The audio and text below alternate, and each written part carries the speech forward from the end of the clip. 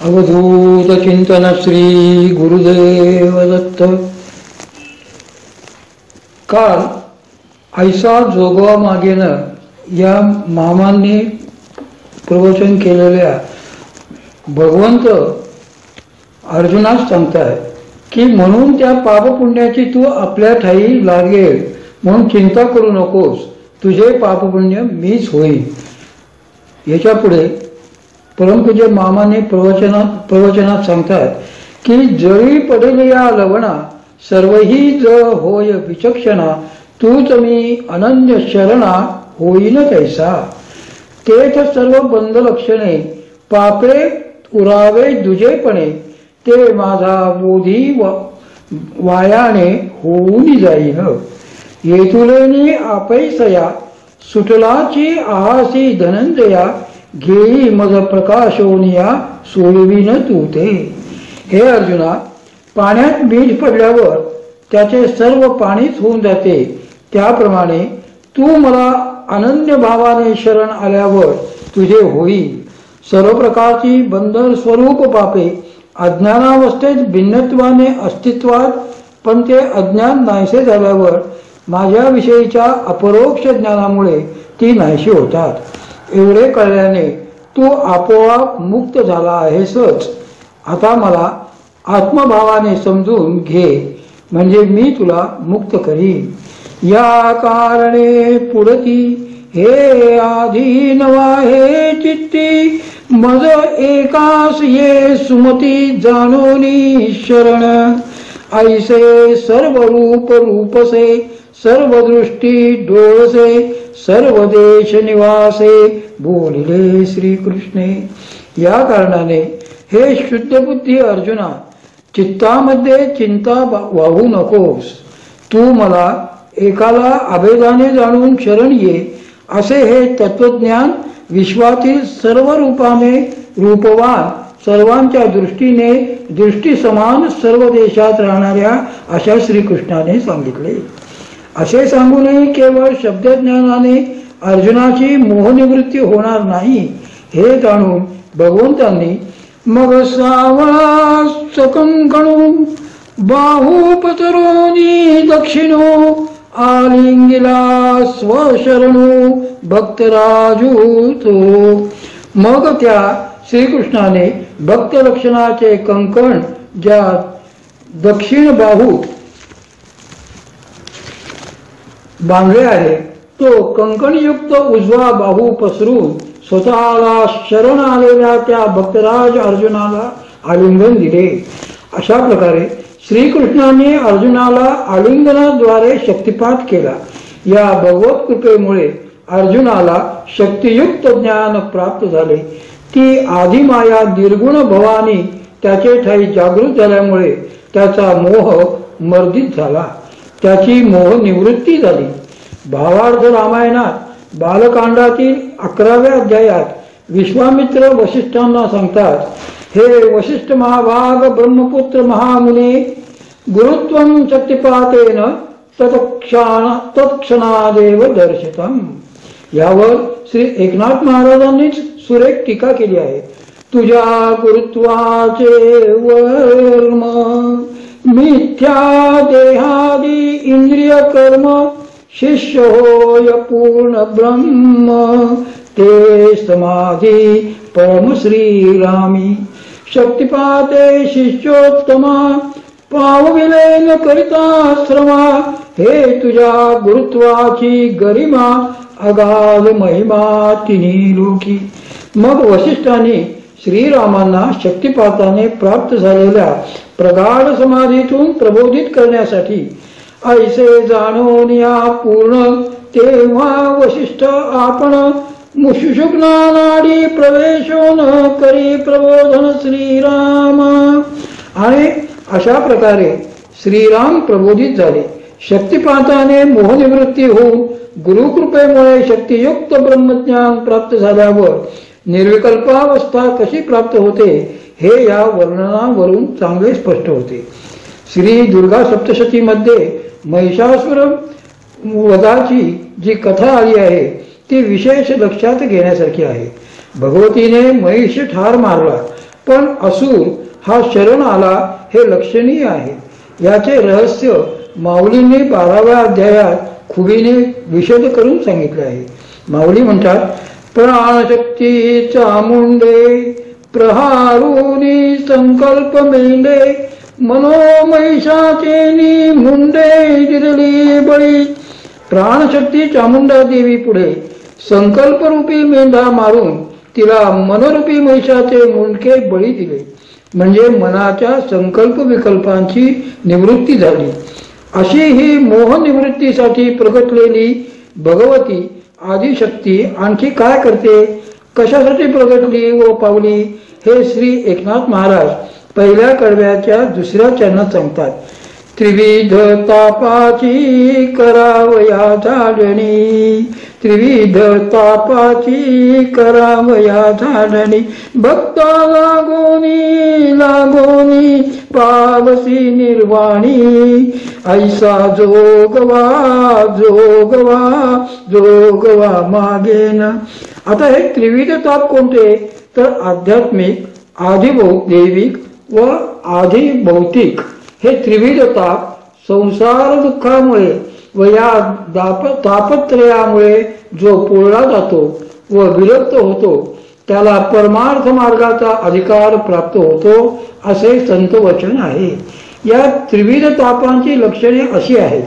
देहेंद्रिय मना प्राणै सुखम दुःखम यदाप्यते इममाध्यात्मिकं तापम विजानीयाधिदेहिनाम. हे आध्यात्मिक तापाचे लक्षण आहे. सर्वभूतेर्देह योगात सुख दुःखम पद यदाप्यते द्वितीयं तं विजानीयात संतापंचाधिभौतिकम. हा झाला आधिभौतिक ताप. आणि आधिदैविक तापाचे लक्षण पुढील प्रमाणे सांगितले आहे. शुभाशुंभे कर्म मिश्र देहांते यमयातना स्वर्नरकादिभोक्तव्यं विदं विद्यादिदैवकम्. दासबोधामध्ये 3ऱ्या दशकातील 6, 7 व 8 या समासात श्री समर्थांनी या त्रिविध तापांचे उत्तम विवरण केले आहे. श्री समर्थ म्हणतात, देह इंद्रिये आणि प्राण याचे नियोगे आपण सुख दुःख शिने जाण या नाव आध्यात्मिक. देहास होणारे सर्व रोग जसे खरूच, कांजण्या, नारू, मूळव्याध, गालफुगी इत्यादी इत्यादी हे आध्यात्मिक ताप या सदरात मोडतात.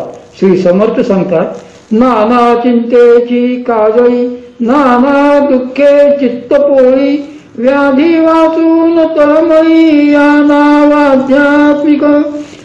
वृद्धपणीच्या आपदा, नाना रोग होती सदा, देह क्षीण सर्वदा या नाव आध्यात्मिक.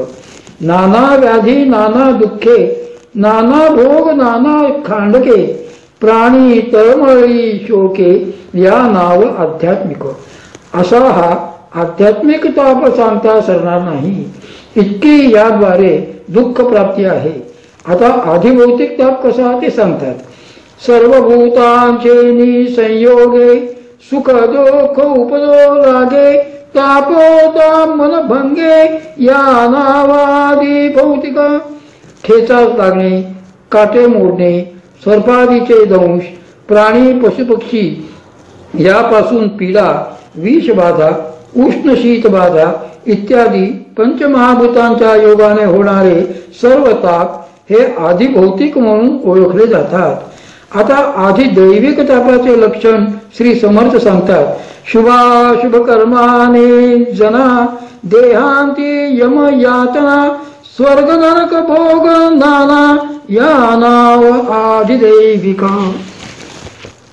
मदांधपणे अविवेकाने वागून पातके घडल्यामुळे आधिदैविक ताप उत्पन्न होता. पिशाच बाधा वगैरे देखील आधिदैविक तापच होत.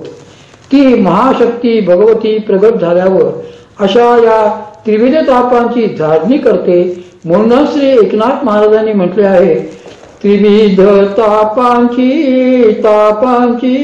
करावया झाडणी, त्रिविध तापांची करावया झाडणी, भक्ता लागोनी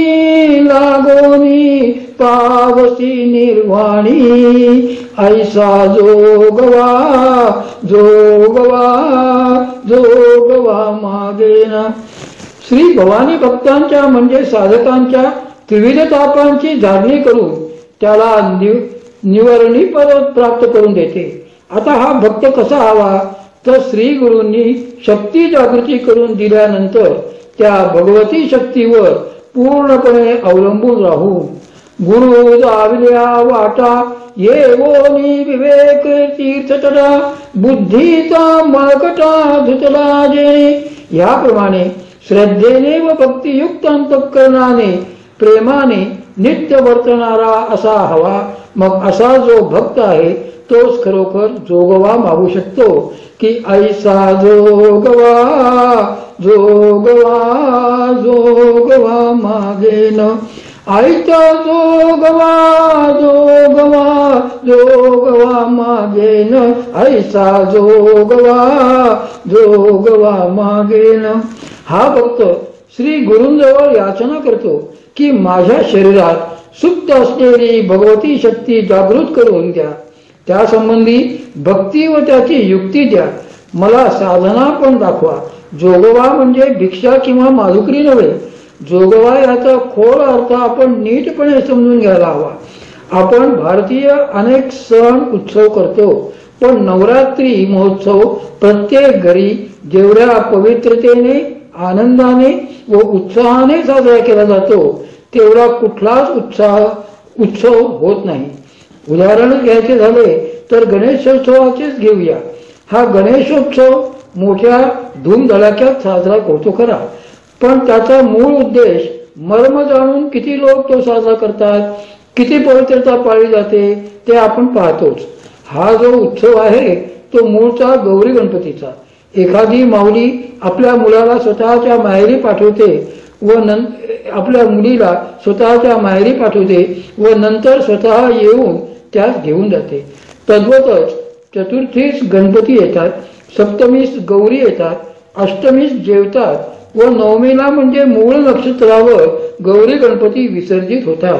हा खरा धर्म, ही या उत्सवाची खरी प्रथा. म्हणूनच या गौरी गणपती हे नामाविधान झाले.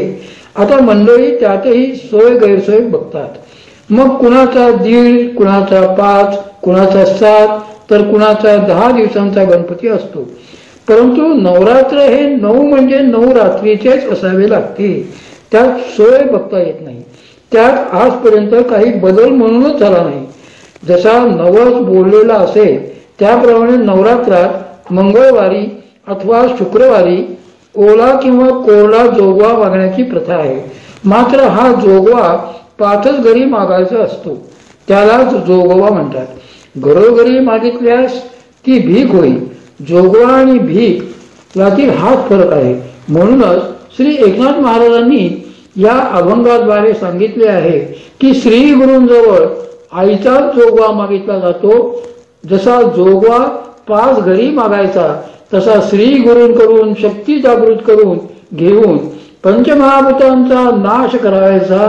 त्यांनी असा हा भगवती शक्ती जागृत करून देण्याचा जोगवा घातल्यावर काय होईल याबद्दल आपण उद्या बघूया. उद्या न विसरता हे प्रवचन सुरू करा आणि अवधूत चिंतन श्री गुरुदेव दत्त. माझ्या हृदयस्थ बंधू भगिनींनो, माझी ही सेवा अखंड चालू राहणार आहे. जोपर्यंत जीवात जीव आहे तोपर्यंत मी सेवा करणार आहे.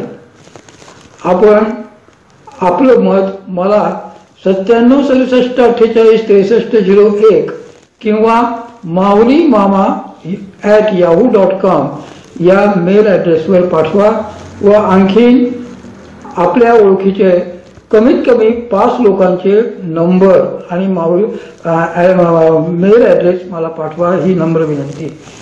आपला मुकुंद काका. अवधूत चिंतन श्री गुरुदेव दत्त.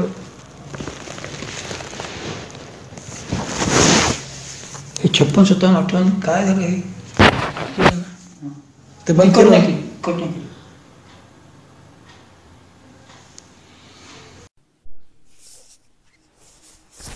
अवधूत चिंतन श्री गुरुदेव दत्त. माझ्या हृदयस्थ सर्व बंधू भगिनी आणि इतर सर्व इंटरेस्टेड लोकांना मी आवाहन करतो की मी ही जी माझ्या सद्गुरूंची सेवा सुरू केली आहे, तर आज मला अनुग्रह घेऊन जवळजवळ 32 वर्ष झाले आणि ही संकल्पना बरेच वर्षापासून माझ्या डोक्यात होती की माझ्या सद्गुरूंची प्रवचनं आपल्यापर्यंत पोहोचावीत, यासाठी मी ही सेवा सुरू केली आहे. कृपया आपणा सर्वांना विनंती आहे की आपण आपले ईमेल ॲड्रेस आणि फोन नंबर मला 9767484301 किंवा maulimama@yahoo.com या याच्यावर मेल करा. म्हणजे मग ईमेल व्हिडिओ शूटिंग करून तुम्हाला मी ही प्रवचनं पाठवण्याचा माझा मानस आहे. तर माझ्या विनंतीला मान द्यावा आणि माझ्याकरता प्लीज प्लीज प्लीज आपला व आपल्या 2 मित्रांचे फोन नंबर आणि ईमेल ॲड्रेस कळवावा ही नम्र विनंती. आपला अकोलकर.